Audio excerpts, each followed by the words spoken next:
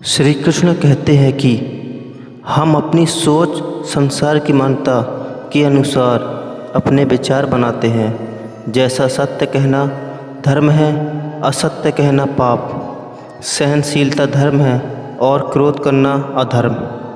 उपकार करना, जीवों पर दया करना धर्म है और निष्ठुर होना अधर्म।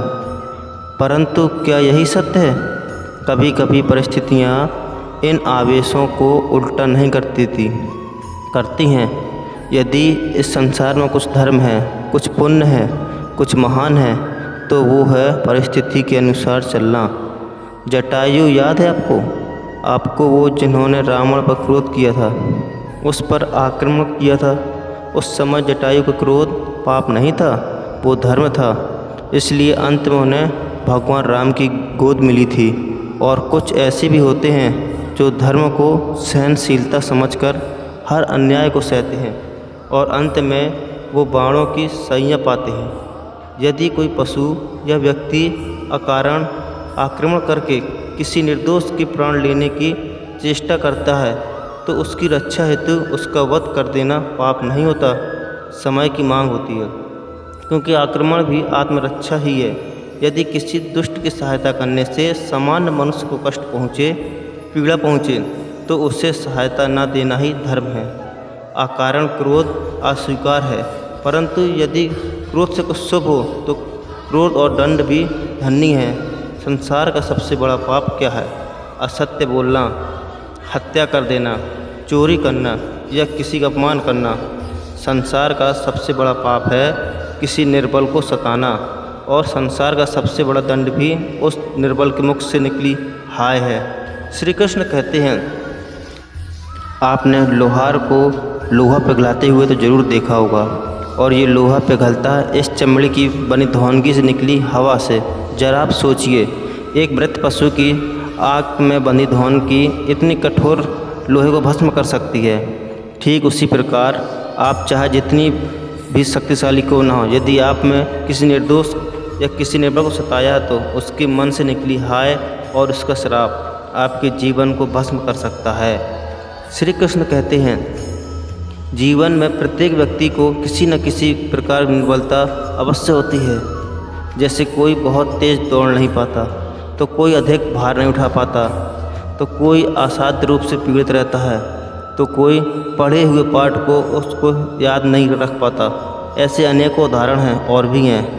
क्या आप किसी ऐसे व्यक्ति को जानते हैं जिसे सब कुछ प्राप्त हो और हम जीवन के उस एक निर्बलता को जीवन का केंद्र मानकर जीते हैं?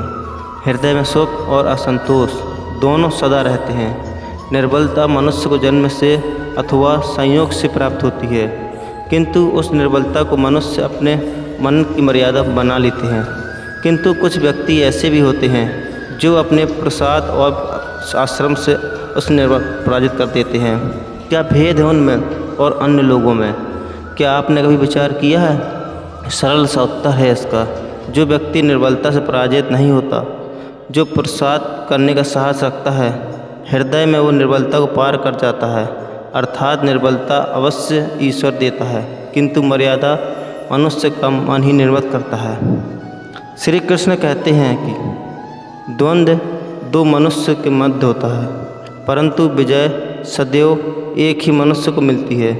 जबकि समान रूप से दोनों शक्तिशाली होते हैं और दोनों व्यक्ति समान ज्ञान प्राप्त करते हैं, लेकिन सफलता एक को ही मिलती है। इसका कारण क्या है? मान लो दो प्रकार के लोहे होते हैं, एक ठंडा एक गर्म। कभी सोचा है लोहार लोहे को लोहे से ही काटता है, परंतु सदैव ठंडा लोहा ही गर्म लोहे को काट पाता है। और यही नीति मनुष्य पर भी लागू होती है। जब युद्ध होता है तो जिसके मन में ईर्ष्या होती है, जलन होती है, आक्रोश होता है, वो गर्म लोहे के समान है। और जिसका मन शांत होता है, जिसका मन संयम से बंधा होता है, वो ठंडे लोहे के समान होता है। और वही ईर्ष्या द्वेष नामांकन लोहे को काट सकता है। इसलिए यदि जीवन के संग्राम में विजय प्राप्त करनी है तो अपने मन को शांत रखिए, क्योंकि गर्म लोहे की भांति ईर्ष्या और क्रोध जैसे भाव को रखने वाला मनुष्य सदैव शांत स्वभाव के मनुष्य निर्बल बन जाता है। शक्ति ईर्ष्या और क्रोध में नहीं, शांति और संयम में है। श्री कृष्ण कहते हैं, आपने कभी भी योद्धा को युद्ध की तैयारी करते हुए देखा जरूर होगा। वही युद्ध जो ज्वालामुखी की भांति कभी भी फट सकता है। युद्ध वही जीतता है जो युद्ध में व्यतीत होने वाले समय से अधिक समय युद्ध की तैयारी में लगता है। जो योद्धा अभ्यास क्षेत्र में जितना दिन समय देगा, रणभूमि उतना ही कम रक्त बहेगा। एक सामान्य लोहा और तीखी तलवार में अंतर यही है कि एक तीखी तलवार को कड़ी अग्नि परीक्षा से होकर जाना पड़ता है, लोहार के मार खानी पड़ती है। एक तलवार जितनी पीड़ा सहेगी उतना वार उतना ही प्रबल होता है। इसलिए पीड़ा से घबराएं नहीं, उसका सम्मान करें, उसका अभ्यास करें, क्योंकि यही अभ्यास जीवन के युद्ध में आपको विजयश्री बनाता है। श्री कृष्ण कहते हैं कि यदि आगे बढ़ना है तो अपनों का साथ दो, और ये बात सत्य भी है, और अपनों को साथ देना ही चाहिए। परंतु साथ देने से पूर्व ये अवश्य पहचान लेना चाहिए कि अपने हैं कौन।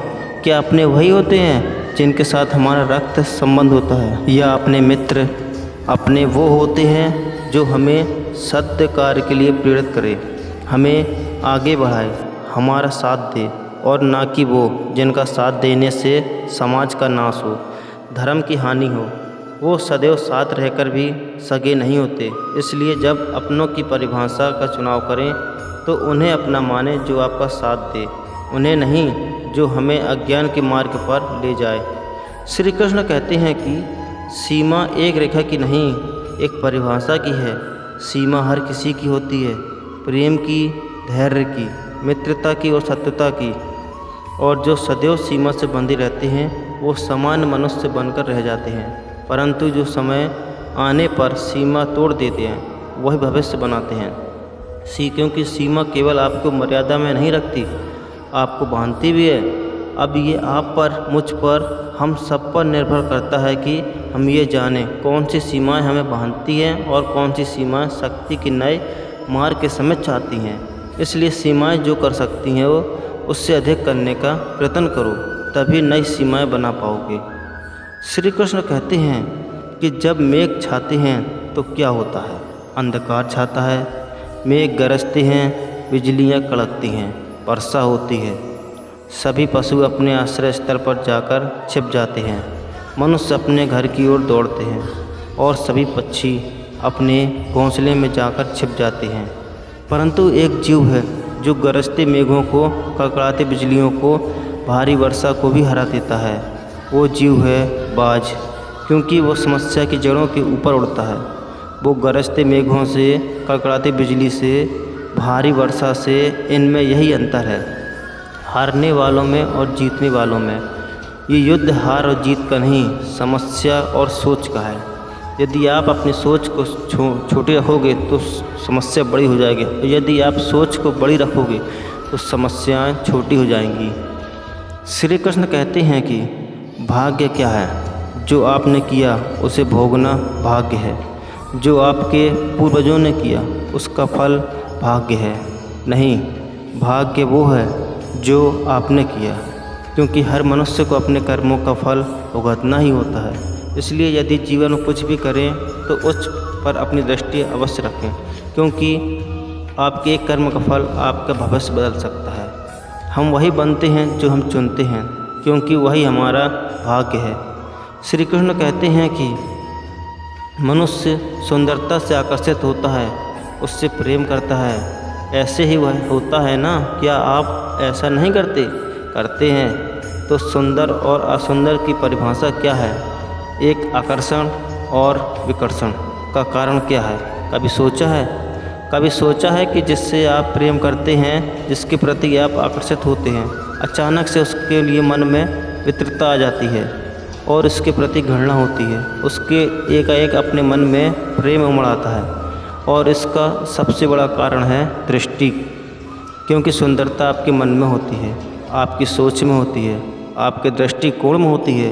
इसलिए किसी को कीचड़ में खिला हुआ कमल सुंदर लगता है और किसी को निर्मल चंद्रमा में भी कलंक का धब्बा दिख जाता है। यदि आपको सुंदर अनुभव करना है, हर पल आनंद में रहना है, तो अपनी दृष्टिकोण को सुंदर बनाए और अपने आप को सब कुछ सुंदर बन जाएगा।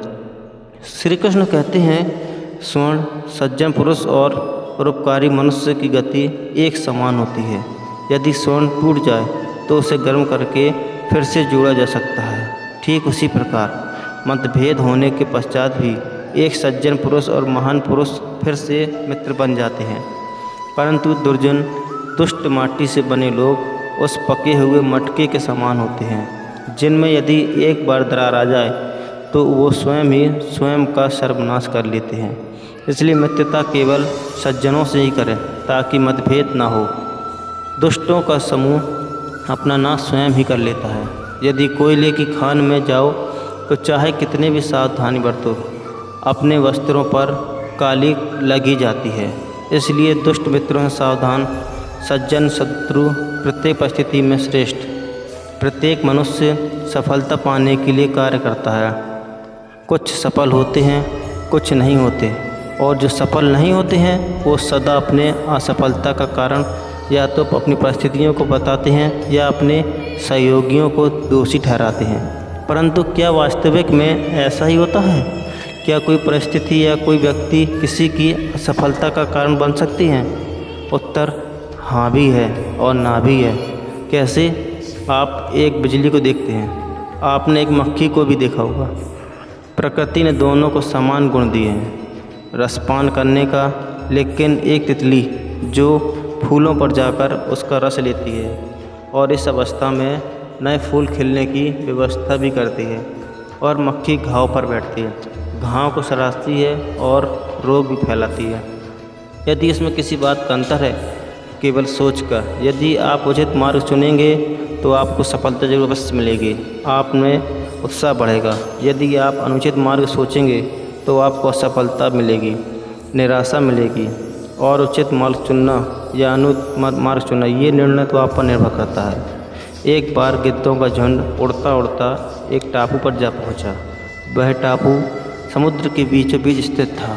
वहाँ ढेर सारे मछलियाँ, मेंढक और समुद्री जीव थे। इस प्रकार गिद्धों को वहाँ खाने पीने की कोई कमी नहीं थी। सबसे अच्छी बात यह थी कि वहाँ गिद्धों का शिकार करने वाला कोई जंगली जानवर नहीं था। गिद्ध वहाँ बहुत खुश थे। इतना आराम से जीवन उन्होंने पहले नहीं देखा था। उस झुंड में अधिकांश गिद्ध युवा थे। वे सोचने लगे कि अब जीवन भर इसी टापू पर रहना है, यहाँ से कहीं नहीं जाना है, क्योंकि इतना आरामदायक जीवन कहीं नहीं मिलेगा। लेकिन उन सब के बीच में एक बूढ़ा गिद्ध भी था। वह जब युवक गिद्धों को देखता तो चिंता में पड़ जाता। वह सोचता कि यहाँ के आरामदायक जीवन इन युवा गिद्धों पर क्या असर पड़ेगा। क्या ये वास्तविक जीवन का अर्थ समझ पाएंगे या इनके सामने किसी प्रकार की चुनौती नहीं आएगी? ऐसे में जब कभी मुसीबत इनके सामने आ गई तो ये कैसे उसका सामना करेंगे? बहुत सोचने के बाद एक दिन बूढ़े गिद्ध ने सभी गिद्धों को सभा बुलाई। अपनी चिंता जताते हुए यह सबसे बोला, इस टापू में रहते हुए हमें बहुत दिन हो गए। मेरे विचार से हमें वापस उसी पर जंगल में चलना चाहिए जहाँ हम आए हैं। यहाँ हम बिना चुनौती के जीवन जी रहे हैं। ऐसे में कभी भी मुसीबत के लिए तैयार नहीं हो पाएंगे। युवा गिद्धों ने उसकी बात सुनकर भी अनसुनी कर दी। उन्हें लगा कि बढ़ती उम्र के असर से बूढ़ा गिद्ध सटिया गया, इसलिए ऐसी बेकार की बातें कर रहा है। उन्होंने टापू के आराम से ज़िंदगी छोड़कर मना कर दी। बूढ़े गिद्ध ने उन्हें समझाने की बहुत कोशिश की। तुम सब ध्यान नहीं दे रहे। आराम के आदी हो जाने के कारण तुम लोग उड़ना तक भूल चुके हो। ऐसे में मुसीबत आई तो क्या करोगे? मेरे बात मान लो, मेरे साथ चलो। और लेकिन किसी ने बूढ़े गिद्ध की बात नहीं मानी। बूढ़ा गिद्ध अकेला ही वहाँ से चला गया। कुछ महीने बीते। एक दिन बूढ़े गिद्ध ने टापू पर गए, खोज खबर लेने की सोची और उड़ता उड़ता उस टापू पर पहुँचा। टापू पर जाकर देखा कि वहाँ का नज़ारा बदला हुआ है। जहाँ देखो वहाँ गिद्धों की लाशें पड़ी हैं। क्या ये गिद्ध लहू लुहान और घायल पड़े हुए हैं? हैरान बूढ़े गिद्ध ने एक घायल गिद्ध से पूछा, ये क्या हो गया? तुम लोगों की ये हालत कैसे हुई? घायल गिद्ध ने बताया, आपके जाने के बाद हम इस टापू पर बड़े मज़े से ज़िंदगी जी रहे थे, लेकिन एक दिन एक जहाज़ यहाँ आया और उस जहाज़ ने हर चीज़ें छोड़ दी। शुरू में तो इन चीज़ों ने तो हमें कुछ नहीं किया, लेकिन कुछ दिनों बाद जब उन्हें आभास हुआ कि हम उड़ना भूल चुके हैं, हमारे पंजे और नाखून इतने कमज़ोर हो गए हैं कि हम किसी पर हमला नहीं कर सकते और ना ही अपना बचाव कर सकते हैं, तो उन्होंने हमें एक एक कर मारकर खाना शुरू कर दिया। उनके ही कारण हमारी ये हाल है। शायद आपकी ये बात ना मानने का ये हमें फल मिला है। दोस्तों, इस वीडियो में इतना ही। आशा करता हूँ कि इस वीडियो से आपने बहुत कुछ सीखा होगा। मिलते हैं एक नई वीडियो के साथ, तब तक अपना ख्याल रखिएगा और कमेंट बॉक्स में रखिएगा। जय श्री कृष्णा।